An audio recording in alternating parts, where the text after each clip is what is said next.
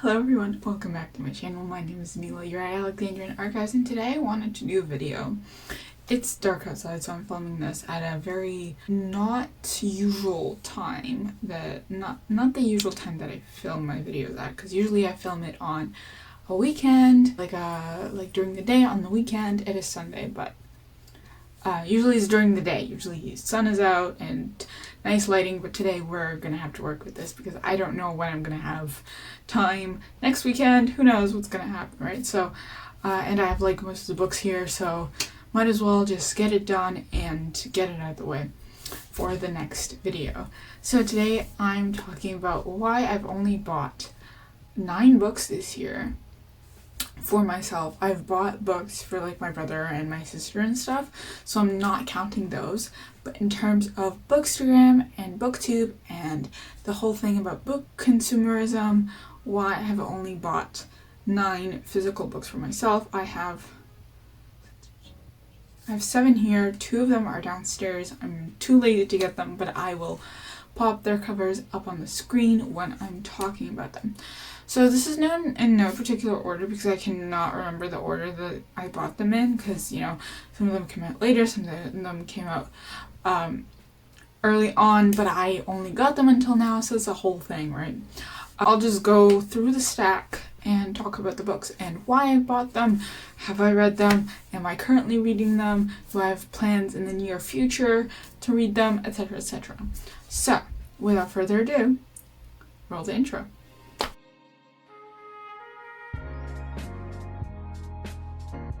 Okay, so the first book we have is actually signed by the author. I managed to snag a signed copy at Indigo. Dark Water Daughter by H.M. Long. This is a Canadian author, and unfortunately I couldn't meet her because so she had a signing at a bookstore, but the bookstore is really far away from me and my dad was working that day, so I couldn't go. But I've chatted with her. She's pretty awesome. This book is really good from what I've read so far. I think I got an arc of it, and I just never ended up finishing because other books sort of stole my attention, so to speak. It's not to say that this book was boring. It was, though, like, far from boring. This is, if you like Pirates of the Caribbean, if you like a strong female character, if you like a book that is very, very, very little romance, then this is the one for you. This follows Mary Firth, who's a storm singer, a woman whose voice can still hurricanes and shatter armadas. Faced with servitude to pirate lord Sylvanus Lear, Mary offers her skills to his arch rival in exchange for protection and helping send Lear to a watery grave. So, yes, that's all I'm going to say. You can read the description, the synopsis on Goodreads and stuff, but highly recommend if you love Pirates of the Caribbean, if you grew up with Pirates of the Caribbean just like I did. This is such Pirates of the Caribbean vibe, and I think in this one, H.M. Long actually makes up a lot of the lore in the book. Like, she made it up, so it's not really pulling from any specific one, like unlike her other series, her it's called Pillar of Ash series or something.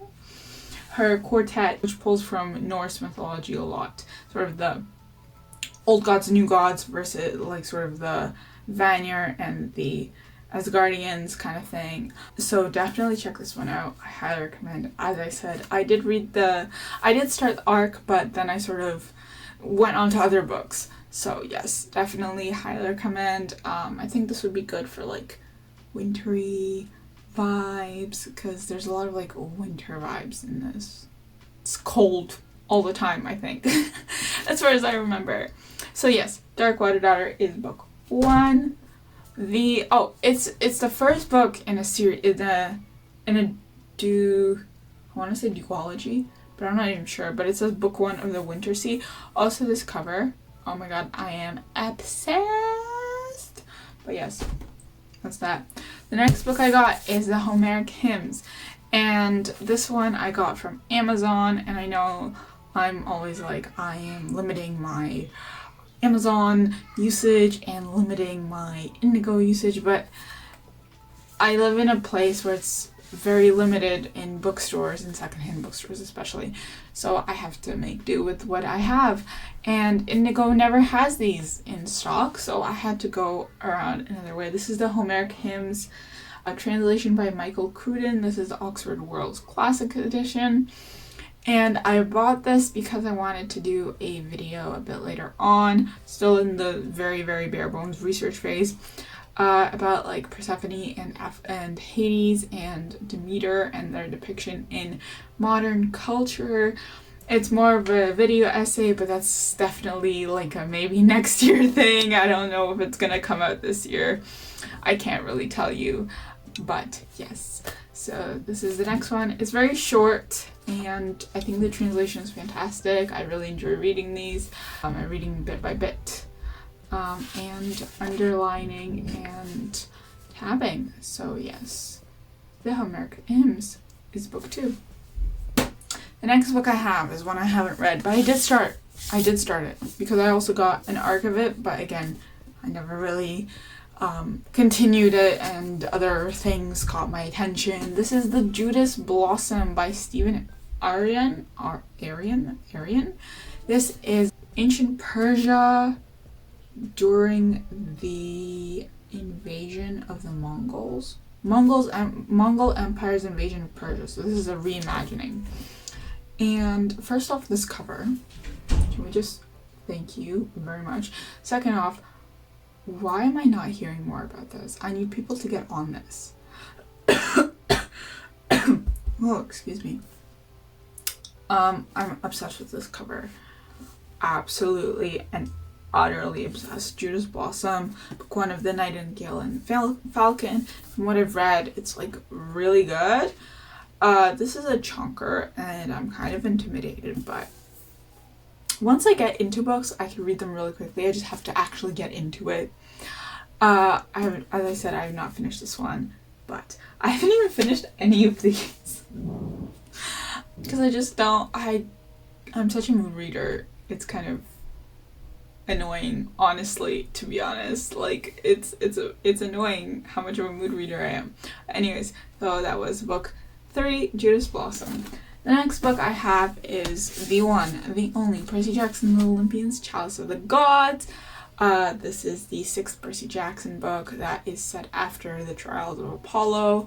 And if you follow me on Instagram, I did read Trials of Apollo. I did sort of follow Rick Riordan's, all of his books in this world and everything. And I'm really excited to read this one, but this will come a bit later. I'm not sure when, but one day. It'll come one day. I'm really excited for this. For those that don't know, this is set after the events of Trials of Apollo. I don't think you have to read the Trials of Apollo, but you definitely do have to read Percy Jackson and preferably Heroes of Olympus, because there's probably a lot of references to what happened in Heroes of Olympus and Percy Jackson, the original series. Apparently this is going to be a trilogy that, while it says Percy Jackson and the Olympians, it's going to be a separate continuing trilogy, which is why it also has the newer covers and also still comes out in hardback. So I know that's a complaint, but just note down in your minds or somewhere that yes, this is the new covers and hardback, and it doesn't match like the original covers. I understand it's a whole thing, but this could be the start. This is the start of a new trilogy despite having the same series name. So yes, that's book number 4. And the next one I got is actually really recently. I got this on Thursday. No, I got this on Thursday. I got it on Thursday. An instance of the Finger Post by Ian Pearce. This is dark academia. That's all I can tell you. It's set in Oxford. It's set in the 17th century. It has lust, betrayal, secrets, and murder. The back says that it's Agatha Christie vibes. I started it and I honestly still can't tell you what it's about.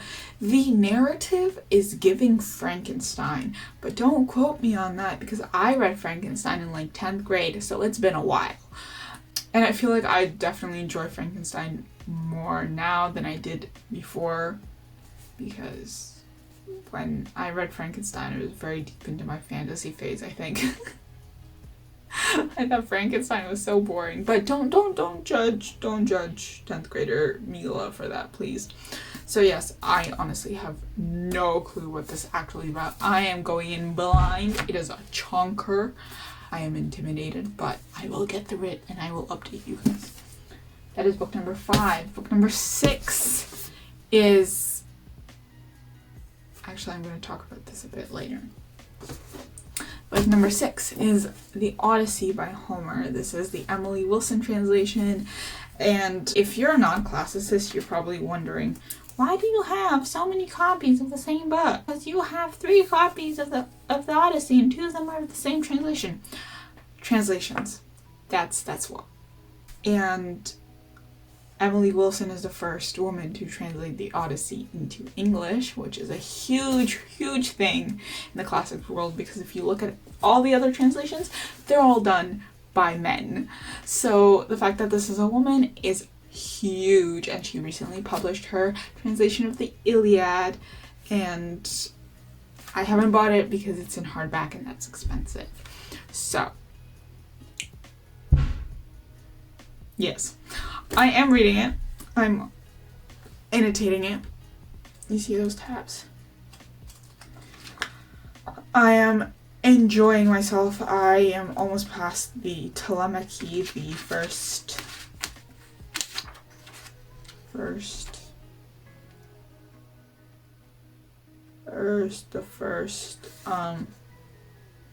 4 books, I want to say.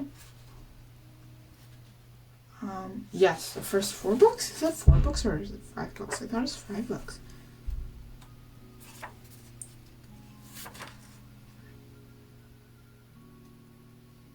Yes, so it's the first 4 books, my bad. Whoops, I am a fake classic student. The first 4 books are called the Telemachy, which follows the son of Odysseus, Telemachus, or Telemachus, however you pronounce it. And I've always had a difficult time getting past that, because then the fun begins, right? But this translation is definitely a banger. I really love it. I love this, and the introduction was so insightful. I think I'll have to read the introduction again just to sort of absorb the information again. But Emily Wilson, I can listen to that woman speak all day. If you watch her lectures, she is fantastic. She's so well spoken. She knows her stuff. She is amazing. She explains why she used certain translations and why she changed the translations for specific things when other translators sort of use the same word for the word that they're translating, blah blah blah, everything. She's amazing. If I met her, I think I would just be an absolute fangirl. She is yeah. Anyways, definitely check this out if you're iffy about getting into the Odyssey. Well, I wouldn't maybe recommend it as a beginner translation. Definitely go for the Penguin Classic, the Rio translation. But for a secondary translation, for after the Penguin Classics one, for prose, for poetry, definitely check this one out. I think you'll enjoy it. The next book I have is The Daughters of Ishtar by... I'm going to put it up. This is Egyptian inspired by the history of modern day Egypt and sort of women's resistance, women's movements, women's rights. It follows, they're in a world where they're sort of people have elemental powers, and there's an academy, and you have to try out, you have to pay a lot of money to get into the academy, and men can easily get in, women, it's difficult for them to get in, so there's that barrier. And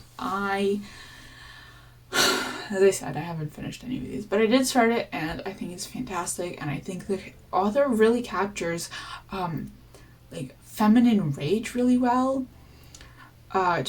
You're really mad at all the injustice against the woman, because they don't deserve it. They deserve to want to be soldiers. They deserve to, you know, go to the academy and become soldiers if they want to, you know. So definitely check that out if you're interested in that. The second book, we have a cover. It's like the Weavers of something. Don't remember, but yes, there's a cover. I will put it up here. Editing Mila will put it up here. So yes, that is Daughters of Ishtar by Hadir.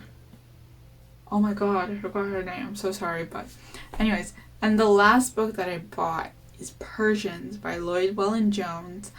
I've maybe talked about this in a previous video. I don't know. I feel like when I film the videos, I talk about it a lot, but then I never end up posting those videos for whatever reason. So you probably have not heard me talk about this book. The Persians, Age of Great Kings, I think it's called, by Lloyd Welland-Jones. It's a nonfiction, and it's literally the only nonfiction that I actually started reading and enjoying.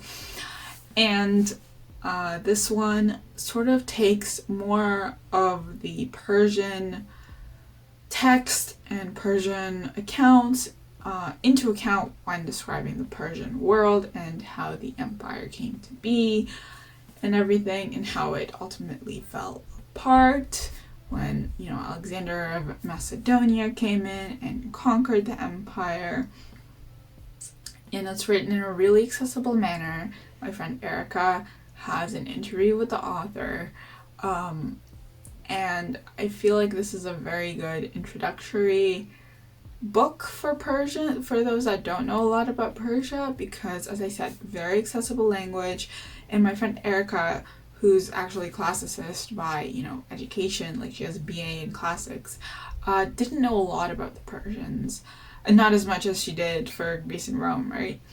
And she said that it was really well written and that she learned a lot, and that there was just so many things that she learned, and she really liked it. So definitely check it out. A really good book. So yes, and the reason why I mainly I'm very picky with the books that I have bought physically is because books are really, really expensive in Canada. Like, I'm gonna tell. Oh yes. Oh my god. The last book I got. I'm sorry. Editing Mila. Okay. The last book I got is Evil Eye by Etaf Rum, and this is by a Palestinian author. And yes, that's all I'm gonna say because I don't want to get yelled at by YouTube. Read this. If there's any book I convince you to read this one. I will have books surrounding the topic, so to speak, in another video. I will talk about it on my Instagram, so definitely check it out there. Follow me there. But please, if there's any book that you pick up from this video, pick up this one. That's all I'm gonna say. I can't really say much because I don't want to get yelled at by YouTube. Thank you. So the reason why I only bought 9 books for myself is because books are really, really expensive in Canada. Even ebooks are expensive, and I talk about this in a previous video about pros and cons of an e-reader. And libraries are pretty expensive here. Like, you're likely to find the book you're looking for, so that you don't have to buy it. It's just that, you know, there's only 3 weeks, right? And I do utilize my university library as well, because those books, you have them out for 120 days. This is no secret, so I'm not trading secrets or anything. But yes, and books are expensive, libraries are pretty extensive, and I just sort of use the digital library that my libraries have, and I download books onto my Kobo there, so it's free. And there's another way, but I don't really want to talk about it because people yell at me. But it's like, especially for like older books, like for example, I downloaded Orientalism by Edward Said. Said? Is that how you say it? I downloaded 10 Myths About Israel by Elin Pop. I think that's how you say it. I'm not entirely sure. I downloaded The Ethnic Cleansing of Palestine, also by Ellen Papp. I downloaded a bunch of like nonfiction books that are really expensive otherwise. And also Indigo actually doesn't have them for whatever reason. Like they don't have them anywhere in stock. So I had to go around it the other way.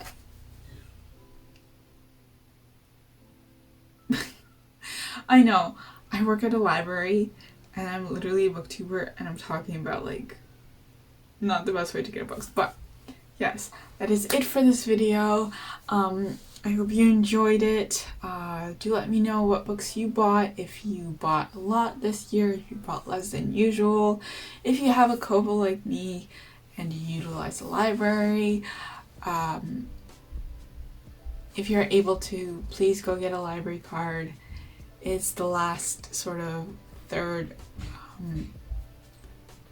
it's called like third spaces, where you're not expected to buy something in order to sort of exist in the plane of that space. So please, if you have a library near you, if there's a city and there's a library system there, see if you can get a library card. I think it's not the most affordable probably if you're a non-resident, but if you go to school in a big city, if you work in a big city, you are entitled to a free library card. This is not a secret, but please look into it because libraries need to stay open.